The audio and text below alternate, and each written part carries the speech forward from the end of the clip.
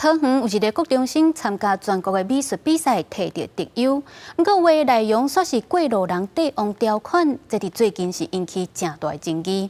校方强调讲，学生的本意毋是要考试，是要提醒过路人和驾驶得爱互相尊重。面对各方的批评，这个学生是袂当接受父母甲学校受到攻击。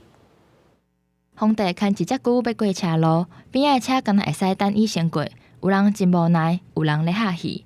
今年全国学生美术比赛放假的国中组，敢若2个得优，这张作品就是其中一个。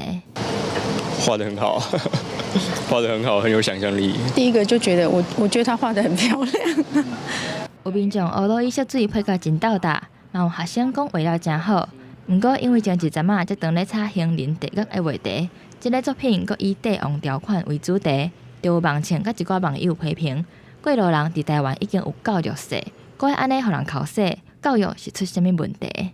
毋过嘛有人支持学生创作，认为无需要过头解说。孩子没有这个意识，他是希望大家能够互相尊重，法规保护我们，可是我们也要互相的去尊重开车人跟用路人之间的平衡。学校强调，学生的出发点是希望过路人甲开车的人会当互相尊重，毋是要考试。